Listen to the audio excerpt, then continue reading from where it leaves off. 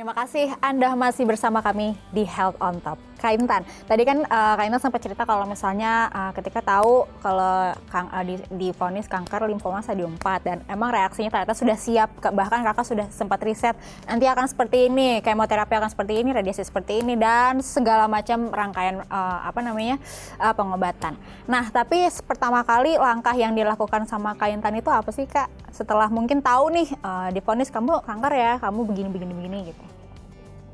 Langkahnya pertama kali aku langsung tanya sama dokter kapan bisa langsung segera kemo kayak gitu. Yang pertama, tapi sempat ada ketertundaan karena waktu itu ayah aku nggak langsung terima. Maksudnya dia masih, ya biasanya orang tua banyak dapat hoax kan terkait berbagai informasi yang ya pokoknya banyak dapat hoax tentang kanker ini. Jadi papa aku awalnya nggak menyetujui aku buat kemo. Tapi baru 2 hari aku nggak dalam tindakan apapun, aku udah sesak napas lagi sampai dimarahin sama dokter aku gitu. Akhirnya emang, nih Pak, kelihatan kan anaknya kalau misalnya nggak ditindaklanjut nih, nanti dia masuk ICU lagi, Bapak mau nanggung nggak gitu kan. Terus akhirnya ya udah diizinin, aku langsung kemo. Jadi memang langsung dikasih tahu prosedur kemonya 6 kali, terus waktu itu juga karena sesak napas banget, aku juga dipasangin namanya inhaling, itu adalah sebuah kateter, alat yang dipasangin di paru-paru gitu. Jadi ada 2 ujung, dia kayak selang, satu ujung di dalam paru-paru, satunya lagi itu di luar paru, jadi ngatung gitu. Itu di dalam, itu paru-paru aku. Jadi setiap aku mau kemo, itu alatnya jadi kayak ada katupnya gitu, dibuka buat keluarin cairannya. Habis keluarin cairan itu tuh sesak banget, parah. Tapi itu yang harus aku lakuin sekali 2 minggu. Jadi setelah selesai kemo, terus juga pemulihan kemo aku butuh 2-3 hari karena pasti badan tuh ambruk banget. Bener-bener badan tuh sekujur badan sakit, lemas, lidah tuh pahit, rasa besi kayak gitu. Terus pokoknya nggak ada nyawa rasanya gitu. Tapi emang aku harus membatasi pokoknya 3 hari aja karena aku langsung terbang ke Pekanbaru, ngerjain segala ulangan susulan, kayak gitu terus tuh selama 3 bulan sekali 2 minggu kayak gitu. Itu sih yang pertama kali aku lakukan, yang jelas mengikuti segala protokol dari rumah sakit, dari dokter aku kayak gitu. Berarti untuk pengobatan di Jakarta ya Kak, bukan di Pekanbaru? Iya di Jakarta, betul, bukan di Pekanbaru. Itu kalau kemoterapi, jadi habis kemo itu aku dicek lagi di CT scan namanya. Itu pokoknya lebih di atas dari ronsen karena lebih ngelihat secara keseluruhan gitu. Di satu part itu di bagian paru-paru aku. Ternyata tuh masih ada nih kankernya, belum bersih gitu, masih ada massa di sana gitu.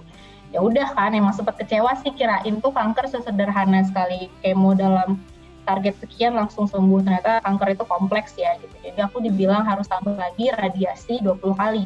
Kalau radiasi ini harus tiap hari nih, nggak boleh ada yang skip gitu. Jadi tiap hari selama weekdays sih, jadi Senin sampai Jumat, Sabtu Minggu libur, terus Senin sampai Jumat lagi kayak gitu.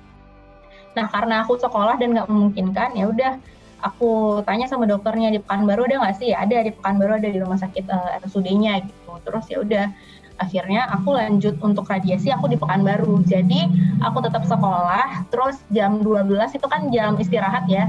Jam 12 jam istirahat itu aku permisi sama dokter sebentar, permisi sama guru buat pergi ke rumah sakit. Kebetulan deket nih rumah sakit sama sekolah aku. 10 menit izin karena aku juga datang dengan seragam sekolah, jadi langsung tuh diprioritasin juga sama rumah sakitnya. Oh ini anaknya izin sebentar dari sekolah, jadi pas aku nyampe langsung radiasi, terus balik lagi deh ke sekolah. Jadi emang aku bolak-balik di hari yang sama, aku tetap sekolah tapi tetap radiasi juga gitu. Ya sebenarnya cukup gila sih, karena kebanyakan orang tuh kalau habis radiasi juga banyak yang efeknya sampai mual, muntah, terus juga lemes apa segala macam. Tapi alhamdulillah kalau yang waktu itu aku aman sih. Jadi itu yang aku lakukan juga.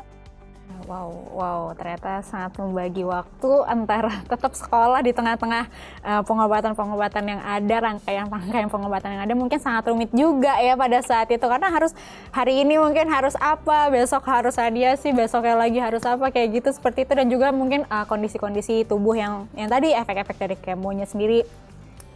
Ada yang sakit badannya dan kakak sendiri juga ngerasain ngilu dan lain-lain gitu. Itu dilakukan berapa lama Kak untuk proses pengobatan si kanker itu sendiri? Aku bilangnya kan ada 2 part kehidupan aku dalam melawan kanker. Part pertama yang 2013 sampai 2014, yaitu ya aku 6 kali kemo itu selama 3 bulan, terus 20 kali radiasi itu di bulan yang sama. Jadi itu terjadi di 13-14 kayak gitu kan. Di 2014 akhirnya aku dicek lagi sama dokternya. Itu waktu itu aku baru lulus SMA dan alhamdulillah juga keterima kan waktu itu undangan ke UI. Jadi lagi euforia jadi maba nih. Pas aku cek ke rumah sakit, terus dokter aku bilang, kanker kamu masih ada nih Tan, jadi kamu harus kemo lagi. Lah kan aku capek ya, karena aku ngerasain efek kemo kemarin tuh nggak banget gitu loh. Mual juga, capek, apa segala macem gitu. Ya udah, aku melakukan kesalahan saat itu, yaitu aku kabur dari medis. Itu adalah kesalahan yang aku selalu sharing di Instagram aku. Pokoknya kalian jangan pernah kabur dari medis, jangan pergi ke alternatif.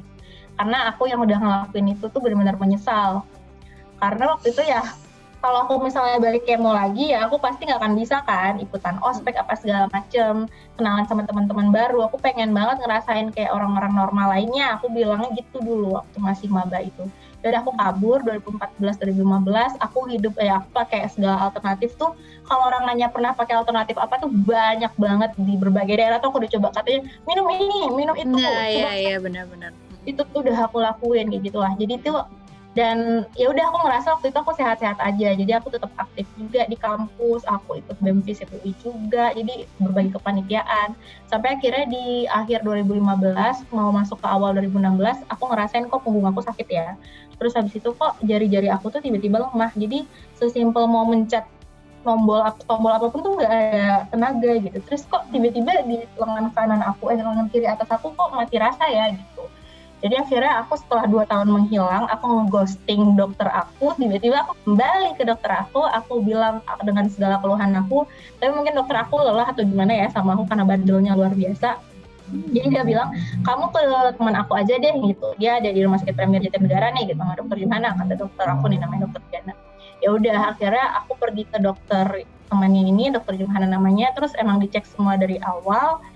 Tapi karena memang aku baru menjadi pasien barunya lagi nih, si dokter Jumhana, dokter kedua aku ini, ya udah akhirnya butuh waktu buat eksamen segala macem.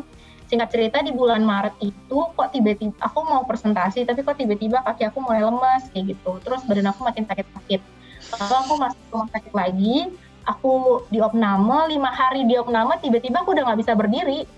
Tiba-tiba ya bayangin kayak tiba-tiba kamu adalah anak yang sangat aktif tapi tiba-tiba kamu lumpuh gitu, itu kayak nggak masuk akal gitu ya. Tapi itu yang terjadi, kenapa aku tiba-tiba nggak bisa berdiri ya, waktu itu aku mau ke toilet tapi tiba-tiba nggak bisa gitu. Akhirnya pelan-pelan dari nggak bisa berdiri, makin lama makin susah buat duduk, terus makin lama makin nggak bisa ngangkat kaki. Akhirnya dicek lagi semuanya, baru deh pas itu juga di CT scan ternyata ada kanker di tulang belakang aku, di saraf-saraf tulang belakang aku. Tulang belakang kan itu emang buat motorik kita ya. Jadi segala aktivitas di kaki kita itu kan di tulang belakang. Nah itu yang dihimpit sampai sarafnya tuh gepeng ya gitu lah istilahnya. Dan kalau misalnya terlambat sarafnya putus, aku bisa total. Jadi waktu itu langsung ditanyain kan solusinya itu ada 2. Pertama radiasi, kalau radiasinya nggak bekerja, kamu harus dioperasi bedah saraf tulang belakang gitu. Udah dicobain radiasi 5 kali ternyata emang nggak bekerja. Akhirnya ya udah bedah saraf tulang belakang deh itu. 5 jam aku bedah saraf, terus masuk ICU lagi, terus akhirnya udah bangun. Dari situ aku baru pelan-pelan kayak anak bayi baru lahir literally. Aku belajar ngangkat leher dulu karena awalnya aku nggak bisa ngangkat leher, sakit banget. Terus belajar banyak, pokoknya benar-benar kayak proses anak bayi. Singkat cerita aku selama 1 tahun tuh proses untuk bisa kembali berjalan, karena bahkan kata terapis aku kalau untuk aku bisa kembali normal kayak dulu lagi itu kayaknya sulit kayak gitulah. Dia sempat ngomong gitu. Yang bisa dibilang kayak hampir mustahil kalau untuk benar-benar normal kayak dulu lagi, karena itu yang udah kena saraf. Cuman ya udah aku tetap lakuin aja.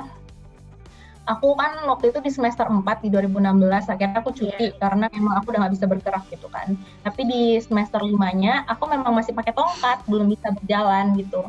Belum bisa berjalan.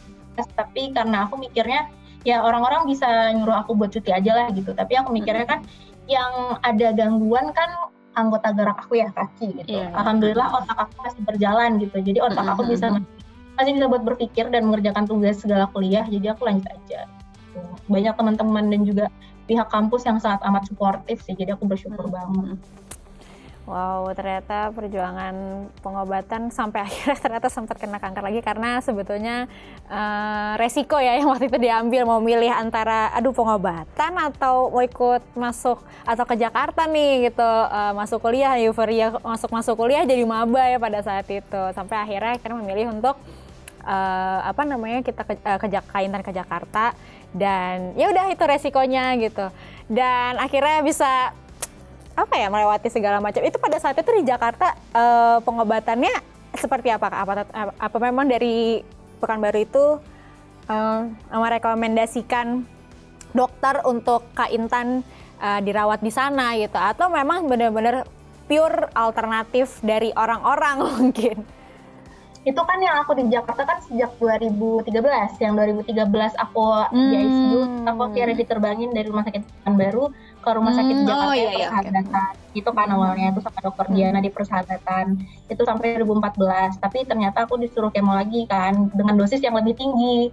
Which is itu rasanya yang dosis biasa aja aku udah tepar, apalagi dosis lebih tinggi, makanya aku kabur. Tapi 2016 aku akhirnya kembali ke dokter Diana karena aku ngerasain keluhan-keluhan itu di rumah sakit Persahabatan. Baru di situ dokter aku tuh nyuruh aku buat kayaknya saya akan merujuk kamu ke teman saya, itu namanya dokter Diana tadi itu di situ. Jadi intinya ya kan aku juga dari 2014 udah tinggal di Depok ya, udah jadi anak kos di Depok. Jadi emang udah ngelanjutin dari pengobatan di 2013 itu sih. Jadi dari situ story-nya. Aku berobat sampai 2019 tuh aku total. Kalau aku totalin tuh aku udah kemo 26 kali, radiasi 70 kali, operasi sana sini 5 kali gitu sampai tahun 2019. Luar biasa, perjuangan yang sangat luar biasa. Dan aku juga sempat lihat di Instagram Kak Intan, kalau Kak Intan itu waktu itu setelah kemo joget-joget ala Lisa Blackpink.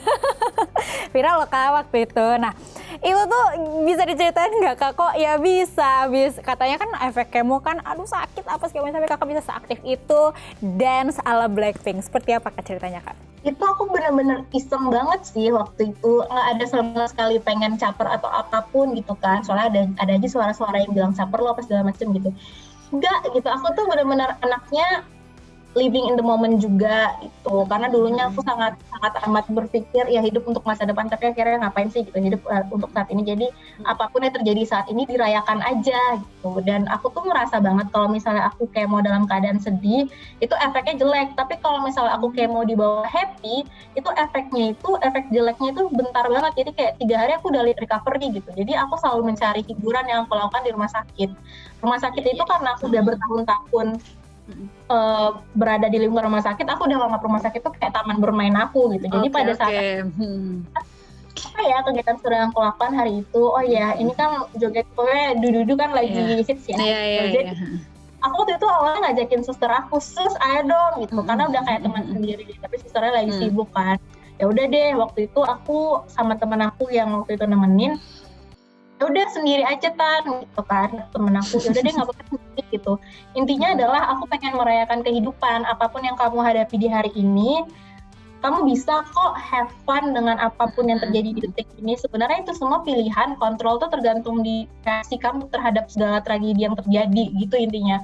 Jadi sebenarnya poin aku dari postingan itu justru di captionnya gitu, karena aku tuh udah banyak banget dapet cerita pas kanker, tandanya kamu udah gak punya masa depan, kamu udah gak bisa ngelakuin hobi kamu udah gak bisa lagi bahagia dan tertawa, dan aku pengen bilang no, you're wrong gitu kan. Kita tetap bisa punya masa depan, kita tetap bisa merayakan hidup.